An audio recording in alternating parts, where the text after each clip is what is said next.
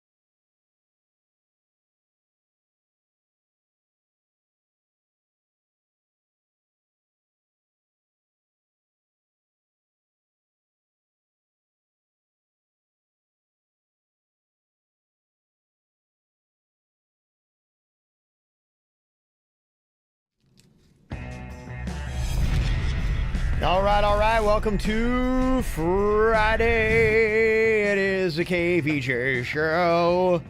How y'all doing? We're good. How are you? We're ready to make some noise over here. What are you doing? I was waiting for the podcast. I got blowers. I got. Blowers. Oh, did we mess up your blowing that you wanted to do? I wanted. Haven't you blown Kevin enough today? Hey, can you grab, I've got the ones on my desk too, thank you. Got to get some emails all lined up here today. We're running crazy. It is a typical Friday here. Virginia's off for actually something really exciting here today. Yes, super excited. The Palm Beach County Sheriffs, they have been, they raised a bunch of money for Little Smiles for their Movember, and they have come close to raising $200,000. Easily the largest single donation that Little Smiles has ever received. That's awesome. So it is kind of amazing that I'm going over there to be a part of picking up this check, and everybody in the charity is kind of still like, what is happening? Like, Stunning, isn't it? Yeah. We can't wrap our brains around it, but I mean, if you see a sheriff, hug them. Yeah. I know ask them first, but then hug them. Yeah, don't run up on a sheriff and start trying to bear hug him. Don't do that. But just tell them how awesome they are for all the work they've been doing, everybody for Little Smiles. We are so appreciative. Yeah, no, absolutely. It is a big deal. So appreciate all the contributions that people make to Little Smiles. It does go a long way. In fact, somebody texted us right at the beginning of the show here today, and they said, hey, yeah, just landed at Fort Lauderdale from Panama. They just come back into the country, and they said went to littlesmiles.org. And they said, wanted to let you know how cool it is to be able to go on the website and see exactly the breakdown of where the money is going and what is happening. So, if I wind up giving $100 to Little Smiles, I know that I've paid for how many pizzas or how many toys. And, that's really kind of cool. And people like to know that, because a lot of charities, you feel like, yeah, I raised all this money, but what specifically? Where does it go? What did People it go like to do? see what happens in the end, for sure. The website is a great place to go and see the money at work, see the pizza parties, see the toys we get the kids, see the smiles on their faces. We were just at the hospital this week, and it just warms my heart. Remember little Lily that we met? Oh, Yes. I think about her so much. These little sweethearts that are in the hospital, and just going in there, even just for 10, 15 minutes, changes the whole day for these patients and their families. It does, yeah. Because of our donors, we are able to go into the hospital and brighten these children's and their parents' lives just for a little bit, and that is what it's all about. Yeah, so thank you to everybody who's a big contributor for whatever you've done. If you've ever dropped off toys, made a cash donation, whatever, appreciate it. Well, one of the big stories today was the net neutrality vote that happened yesterday with the FCC. And, the only thing that I fully understand about it is that it is one of those polarizing subjects that is completely divided by party lines as to, how people feel about it. People are equally passionate on both sides of that.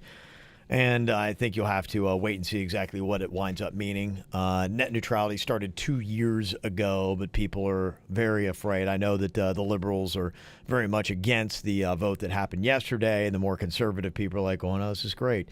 Renee from Palm City sent in this email. She said, when I was living overseas in Abu Dhabi, a lot of stuff was blocked. The country of the United Arab Emirates had control on what you searched. If you tried to Google the book of the Quran, the websites were blocked or limited. Info was available. FaceTime was also blocked. I had an iPhone when I was there, and friends in the U.S. that didn't have an iPhone, that I couldn't free text through iMessage, so we had to use apps like WhatsApp, which was available. But there was another one that started with a V. I can't remember the name of it, but where you could text or call international. So I had a friend that was searching about female treatment in the country, and that search was blocked. It was such bullshit. So, some people are going, oh, is this going to control what kind of information we can get and what happens? And in many countries, it's all about the control of information. So it was a big deal. A lot of people were hitting me up and texting and all that kind of stuff, saying, are you guys going to talk about this? Like, well, it's really one of those things where, like with anything with politics or Trump or whatever you mentioned, that you can't really talk about it because people are so set in how they feel about it that all you're going to do is just get people on both sides very upset about it. And apparently it's a very party lines kind of is, thing. absolutely. So if you're pro net neutrality, you're a Democrat, and if you're anti net neutrality, you're a Republican. And I just don't feel like stepping in this hot pile of shit. What if you're neither and you just want to What get if you don't care? What if you're neither and you just want to go on fucking Facebook without a bunch of shit blocking me? Well, and it's become confusing, too, if you're trying to get just carved through the truth. Like, with anything, they don't make that so easy either, because it has become very confusing as to, wait, what's going on? I don't understand it. So Obama was in office, and they put net neutrality in effect. Mm-hmm. And now Trump is in office, and they've taken it out of effect. And then it'll just be whoever the next president is, that'll determine whether or not we have it. No, they don't do that in politics. It's just going to go back and forth, baby. Well, that's the one thing I've learned is I really hate politics. Yeah, you think? They're all dirty. If you don't think it's about individuals' agenda and money at the core of all of it, you're living in some kind of fantasy. Yeah, I remember when I was in college, I started out in political science. Poli-sci, man. That sounds awful. Well, pretty quickly, I just realized the one thing it just kind of taught me was, it's political theater where you go in, and if you're Political a theater. person that really wants to go in and institute change, that it's really tricky to do. Well, there's just so much hypocrisy in it, and it's they act like the regular person can't see. And I'm not talking about party line. I'm not talking about just politicians in general. You're We like, see you. We see this bullshit. We see the games both sides are playing. We're not that dumb. I mean, we're pretty dumb, but not that dumb. I don't know. I saw you fail that science quiz pretty bad. Well, then I'm a dumb fuck. Oh. Let me see. Got a sudden death idea here from Jenny. She said, I saw this challenge on that True TV show Impractical Jokers. I think it'd be funny to implement it for a sudden death challenge. Everybody could eat something stinky before drawing cards, olives, cream cheese, onions. And then the loser has to smell everyone's breath and guess what they ate. That's a fun game. I don't even know if that's a Yeah. sudden death. I think that's just let's have some fun on a Yeah, I Friday. think it did that bit a long, long time ago. It was kind of like, where I think, in fact, I think I did it way back in like the 90s where it was like I would go out and I'd have people try to smell my breath and be like, they could guess what I had for breakfast. And We did that bit too. I went out in front of IHOP. Maybe I was here. Yeah, okay. Yeah, I went out there, and funny enough, I could really actually smell people's breath and determine what they had. I think I went like 3 for 4.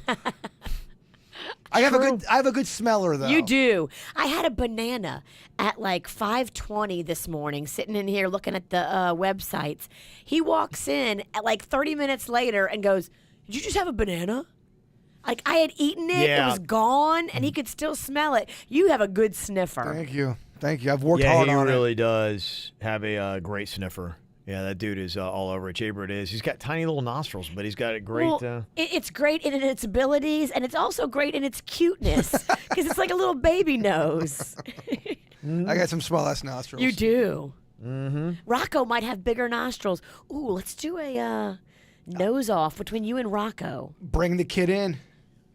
Whose nostrils? Who's got smaller baby nostrils? An actual baby or Jaybird? We know who's got a smaller dong. Oh, The bird. No, I'm just kidding. we can do that one too. It ain't that. Kind of weird getting that side by side picture. No, but- we cannot do that bit. Okay. I was making a joke. If you want to email Kevin. Jesse said, hey, I wanted to explain to you why I think so many people take advantage of using their animals as emotional support animals. I myself do it with my cat, and the reason is because I often travel her from where I live in Portland, Oregon, to my parents' house in Stewart. And in order to fly with her under the seat in front of me, not taking up any extra space, it is $125 with Delta. I made her an ESA animal because I paid $199 plus $50 a year to renew the letter. Since I fly with her a fair amount, it's much cheaper. I think the problem is airlines charging so much to fly with animals, not taking up any extra space. So there you go. That is her argument for doing it, saying it's a financial thing. So I get it, but how do your finances trump my allergies? Mm-hmm. I'm highly allergic to cats. I'm going to be sneezing, my throat's going to close up, and my eyes are going to be watering on the flight if there's a cat sitting under me. It still sounds like Virginia gives 0 fucks about this. I do give 0 fucks about a cat on my flight. I'm highly allergic. You've seen me at Denny's house. I last there about 15 minutes, and then I Yeah. have to get the hell out because I can't breathe. Yeah. She ages 30 years within 20. It's like the emperor when he It's all puffy. Well, because you get all puff daddy. I'm trying to slow this shit down with Botox and everything else I can do, and I got to deal with cats on a Christmas plane. When's the last time you did a little Botox? I did Botox probably about 3 months ago, and I like it. It's very subtle. Dr. Rankin likes it subtle. So he just did a little bit on my forehead up here because I was noticing I was getting really some deep lines on my forehead, and then a little bit in between my eyes in this area. You know how you do that? Yeah, I have everything you speak of. Don't do here because it makes you look weird. I would Crow's feet are just going to be crow's feet, baby. Your boy's gonna just go out wrinkled because it's the way it goes. But in between the eyes, I could mean, give a shit. forehead. We're gonna all get old. I could hook you up. Father Time's gonna get us all, baby. That's right. Even when you think Father Time's not gonna get you, you're gonna end up being Kenny Rogers. You're gonna have a weird old young face, and I don't want that shit. I'd rather look like the Emperor. That's why you go subtle. Don't go like Kenny Rogers. He went too big. And he went too, like, wow, I'm trying to erase 50 years. You just want to erase 10. I thought guys were allowed to have wrinkles. That was rugged and all that. Or is that just what they tell you? No, I think guys, they can wear it a little bit more. It's a little bit more masculine, you know. It fits better into, you know, the persona of man. And you guys don't put makeup on. Makeup really is a beast. Dries you out? Well, it dries you out, and then it also, the makeup settles into Yes, the lines, right, yeah. and then it makes the lines look accentuates it. worse. Oh, Yeah. I noticed that when I put makeup on, it made my crow's feet. I mean, like 3D. It was It crazy. really does. It's kind of crazy. So you're like, okay, either I'm going to look like pale or I'm going to look old. What do I want to be? Old with makeup on. Very cool. I've seen the makeup before. Yeah, under the eyes. A lot of ladies don't realize when you put on all that makeup under your eyes, you accentuate all those wrinkles there. Right. It's tough. It's so funny how just humans are like, oh my gosh, I'm getting wrinkles. This is terrible. Is that because we really think it doesn't look good, or has society made us feel like, oh my gosh, I have wrinkles, and now I've been tricked to thinking it doesn't look good? Youth is beauty. But is it though? Is that what we've been taught? Or No, I think it's, I mean, if you even show a baby, 2 pictures, a beautiful young girl in her early 20s, and then, you know, a girl maybe in her late 60s, I think the baby always picks the girl in her But early 20s. If Kevin and I were made to like, since the day we were born, when a woman turns 50 and she gets wrinkles, that is when she is hot. And that was what we grew up thinking and believing and knowing. Does all of a sudden our attraction, does it switch because of how we were raised, or is it just a biological thing? I think societal things do play into it. I think the problem is the importance we put on it. And hey, if you're pretty, that's great. And I think our attitude should be like, oh, that's nice. You're beautiful. And, you know, you can recognize that. There are things that are biologically wired into us. So a lot of times we find certain things more attractive or certain people more attractive than others. But that's just one quality. You know, I don't think we accentuate, like if somebody is wise, if somebody has a great, sweet disposition, if they're a giver, if they're this or that those should be attributes that we look for. And we're like, oh, and that's great. Your thing is you're pretty, but this person is smart. And they should be at least on equal value. And in our society, especially now with social media and all that kind of stuff, beauty seems to trump everything, and you're at a more higher state in our society because of the way you look, and that's what I would like to see change. I don't think, Well, you know. I mean, you just said it too. If I find someone that physically attractive, and then all of a sudden they're really sweet, and something like that stands out, they without a doubt become more attractive to me. If someone's sweet and nice, that's an attractive quality for me. Yeah, I think there are just things too, and it's kind of interesting. I think biologically that different phases of our life, you probably have different things that you're trying to achieve. And yeah, when you're younger, when you're in that state where it's like you should be having babies and all that kind of stuff, I think that's why beauty a lot of times happens for youth. It's an attraction game, and it's biology trying to tell you that, hey, this is the age where you should be procreating and having children. Get out there and jump on it. That's why guys have a lot more testosterone at a certain age, because they're hornier and they're like going, yeah, I want to go get it and procreate, because it's, you know, biology. Then as you get a little bit older, looks aren't or shouldn't be as important to you. Now you use your mind more and you accomplish things better on that level. You're interested in different things and you have a better skill set. And we should all look and say, look, I'm at this stage in my life where beauty is not as important as it once was. I now use other attributes that God has given me. And wisdom is another attractive quality. I know I'm not saying Should be more. earth-shattering Yeah. stuff, but if someone's wise because they've had experience, they've got stories, and they're a good person, Yeah. that's fucking attractive. Well, I think we should be able to dismiss it more than we do. If you start seeing lines coming on and age affecting the way that you look, be like going, that was a part of my life that was important then, but it's not important to me now. The fact that I have wrinkles, that's not important to me. What's important to me is I have causes that I'm trying to do. I'm trying to take care of this or that or whatever. And so there are other things that are a lot more important to me than walking into a nightclub and having somebody be like, hey, look at that. Well, you're going to always find people that want to just look at the beauty, and that's never going to change. But there's also people that do look beyond the beauty, and they do look at the things you're talking about, and that's the path I think you should take if that's what you're looking for in life. There are plenty of I people believe it's out the there. more enlightened path. It is. It's also the if I'm ugly, I'll appreciate other ugly people. Not always. Not always. I really believe that. What we're just talking about. Yeah. So No, All right. not going to win anybody else over on it, but no. Well, that's my point. You're never going to win people over on that. But Be if nice you are, if it were that way. if you are someone struggling that you think that I don't look good anymore or whatever, align up with people that think like you. we can all dream, baby, for a better world, Dream a better on. place. Dream on, Aerosmith. Oh yeah, I know it's not fucking realistic. A lot of the things we talk about are in La We La just Land. want to be hot and delicious. Oh, I get it. All the good news, Santina had sent me an email about my diffuser that I was using with the oils that we were talking about. Yes. And I think what had happened was I think I had it too full. I went over the line. I said, well, that means that it'll diffuse longer if I put it above the line. But I think if you drowned it. Well, I think if you get above the line, like it doesn't have enough room for the steam or whatever it is to accumulate underneath. And so they really mean that. You got to stay at the certain line. So I think I figured it out because I took it home as typical. And I told my wife, I'm like, well, this stupid thing's broken already. No, it's not. And You're so dumb. she filled it up, plugged it in. Here comes all the smoke. She's like, God, you're dumb. I'm like, and I kind of pack it up, bring it right back. And I'm like, okay, I guess that line's important. So that's all fixed and looking good. Yeah. That's funny. Yeah, she said it's probably not broken. Also, there's a small sensor at the bottom that's probably clogged. Just use a gentle cloth and water to clean inside the bottom of your diffuser. So, yeah, but it's great. I've got one in my bedroom and I've got one at my work. And man, I love just those scents. As you start to get a little bit more wise with age, I start to learn that there are so many things that affect your overall demeanor and the way you feel, how stressed you are, the mood that you're in, the temperament that you have. It's the lighting, the colors that are around you, the temperature that happens, the music that is being played, the state in which you're in, what you're wearing, all these kind of things. And so now I pay a lot more attention to that because I've got a better emotional state. I'm just like going, I'm more calm, I'm happier.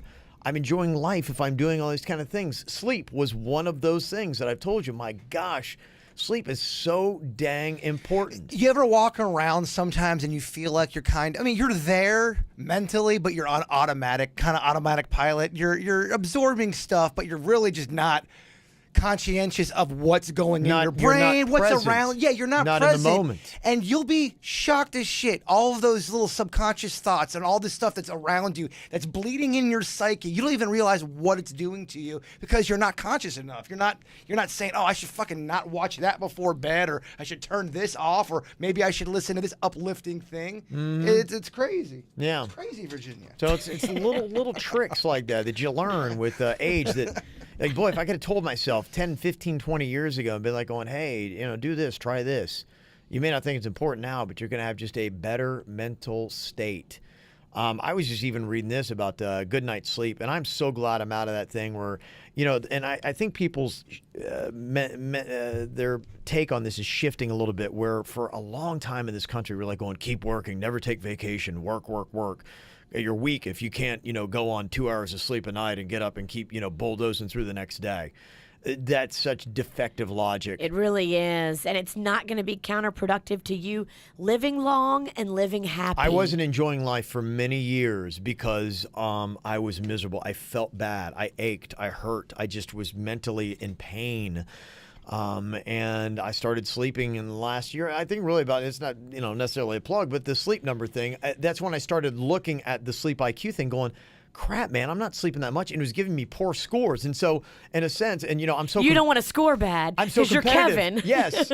I'm so damn competitive. I'm like, well, don't tell me I'm failing. I'm like, so I got to be better. I got competitive with the Sleep IQ app. And so I'm trying to do things. And I'm like, whoa, I was waking up and I was feeling better. And on Fridays, I wasn't feeling miserable.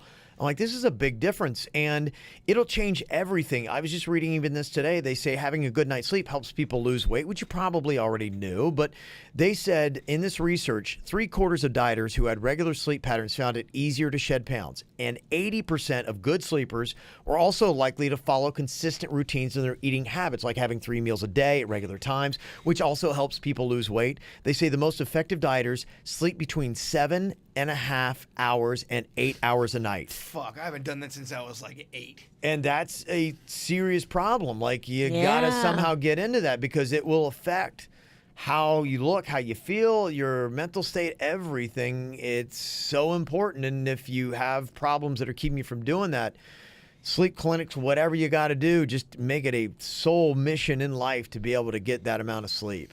Whatever it takes. Your body's begging you for it. So you gotta listen to your body. When if I don't get those full hours, I'm cranky. Yeah. I'm moody.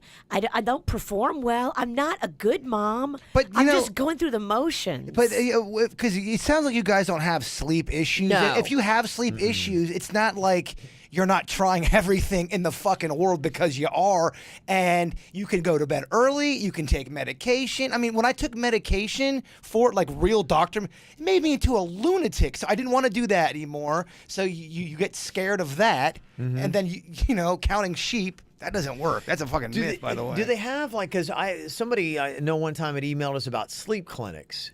I've done one. Maybe go back because you yeah. still don't have the solution. I would not stop until they gave me a solution that worked. And if you go to one place and you don't feel like it's helping, go to a different one. Yeah, they said, I went to the one in my early 20s, I think it might have been 23, at Jupiter Hospital, and they said they had never seen such weird shit go on. I bet you there's been such advancements since then. I mean, that's 20 years ago. I love when people say, try some melatonin, Bert. I'm like, oh, no, nobody can tell you. You do need to go to a sleep study. I'm in. You do. Yeah, where somebody's in a sense saying, okay, we'll try this. Let's do this. And then a week later you go in and be going, how did that work? Was there any increase whatsoever in sleep? And you'd probably write down, okay, here's when I laid down, and then here's what time I woke up and that kind of stuff, where they really track it and they say that was not affected, that wasn't effective. And they just keep crossing everything off the list until maybe something breaks through. I wonder with those sleep studies, could they help with night terrors? Because a lot of times going under isn't my problem. It's waking up throughout the night. Throughout the entire night. That's from watching all those horror movies as a kid. I don't know, man. I've been trying not to watch so much crazy shit. Well, I'm sure it's probably stuff they've seen because in a sense, they'll have people with post-traumatic stress disorder, PTSD. I'm sure those people have trouble too, like you. For sure. Maybe you have that. I've had a doctor say it before. Yeah, and so probably the same kind of things where it's like people that probably still suffer from that kind of stuff, where they said, okay, we've seen this kind of stuff before, and you might have what would be PTSD, and so what treatments they've used for soldiers that have come back and seen the horrors of war. They could say, let's try this with you. The man that's seen the horrors of Lake Park. Yes. Almost as bad as war, Yeah. but not quite. Right. I would love to. I would like to whip this thing. It would be nice, but you got to give it a full effort. I know. You got to not give up. I completely agree. I would have to make changes in my life. I mean, I really would have to do a lot of stuff. And I bet you your insurance would pay for it too. I mean, you already pay all this money for health insurance. Why not use it? Yeah, absolutely. So it's got to make some change in my personal life. It probably won't happen. Maybe don't eat a whole pie at 11 and then expect to fall asleep. I know. I always get comments. See, Bert, this is why you have fucking night terrors or eating pie before you go to bed. You just ate 3/4 of a Reese's pie. I mean, they got a great point. Yeah. Let me see here. Just to let you know, we will be on next week. All the way, the 22nd will be next Friday. Will be our last day before we take a break for Christmas. Is pretty much everybody is. I know kids, I think school's out next Friday, but they go all the way through Thursday. At least my son does. At least according that's what he told me. Are we Unless he's trying to play next Mags Friday goes all hooky. the way to the 22nd, I think. Yeah, is she in school next Friday? I think so, yeah. Yesterday, Ken was telling me he was off next Friday, so I got to get to the bottom of that. I'd check that one out. Yeah, you may want to ask the school. Although it is Friday. Not the kid that hates the school. It's Friday. If you're giving work on Friday before holiday or Christmas break, what the shit, teachers? If they are off on Friday, we should tell the kids they can come in and hang out with us. Do a little Christmas party in here. Well, I was hoping that, aren't we supposed to get a little... Yeah, he's right. According to the Palm Beach County School District calendar, the 22nd is a holiday. Oh. Aren't we supposed to celebrate on the podcast a little bit more loose, if you know what I mean? We did talk about doing a little fire nog. Yeah, let's fire that up this time next week. I'm starting at 6 a.m. though. Are you cool with that? Go for it, baby. It's the last day of the year. He'll vomit by 7. Let's have a little bit of fun. He'll feel great in the 8. You're right, and then throw it. Hit it again and vomit in the 9. And then somebody's like, "Oh, are you guys taking all those 2 weeks off?" Well, we're going to be off the week between Christmas and New Year, and then still trying to figure out exactly what's going to be the deal when everybody's getting back for vacations and whatnot. You guys are taking vacation to see your January. family? You guys fucking suck. Yeah. So I'm thinking right now, I don't know, probably, somewhere that first week in January we'll be back. I'm not sure the exact day. Well, our boy, Sweet Denny's, I don't think gets in till January 3rd. Yeah. Probably realistically, at least back by the 4th, I would say. That would be the Thursday of the first week. But I was thinking, who knows? Maybe I'll be back as early as the 2nd. But then I started looking at all the great college football games that Monday night. I'm like, yeah. gosh, You don't I want can't. that. No one's going to Yeah. be, half Right. our audience would be gone anyway. Yeah, so I right now, the Tuesday the 2nd's not looking good for me because I'm going to need to sleep that off. Go lay in your sleep number bed. Yeah. And enjoy life. So we're not sure yet exactly when we're going to return in the new year, but somewhere probably mid to tail end of that week. We'll So be back, baby. it's going to be a shorter vacation this year than we took last year. So Yay. there you go. Back sooner for you. All right, well, we got to get Virginia out of here. She's got some big stuff that she's got to go do. Yeah, we got to go get that big check for Little Smiles. I'm so excited. Tonight, we're going to be at Blue Martini City Place. Cocktails and KVJ karaoke is going to be our last time out. Here, well, actually, Tuesday we'll be out at O Resort, Palm Beach, so you could come see us there. But a couple more events. Last time, going to be doing the cocktails and karaoke, so come see us for that. Looking for some good food, some great sauce. Try the bird sauce at Bud's Chicken and Seafood. Please do. In fact, someone emailed me and said that they are buying bird sauce for their kid for Christmas. Aww. They're going to get a big old box and put all the bird, because the kid loves the bird sauce. That is an awesome gift. That is an awesome gift. Yes, 7 locations. Try the chicken fingers. They are, in my opinion, the best in the land. I agree with you. Best in the business. Yep. It is delicious and full and juicy when you bite into them. This is what you want out of your chicken finger. Demand better. All righty, well, you guys have an amazing weekend, and we will talk to you later. Goodbye. Cleveland Clinic, Florida provides individualized treatment plans for excellent outcomes of health problems, ranging from the most common to the most complex, even in cases considered untreatable by others. Cleveland Clinic, Florida. Every life deserves world-class care.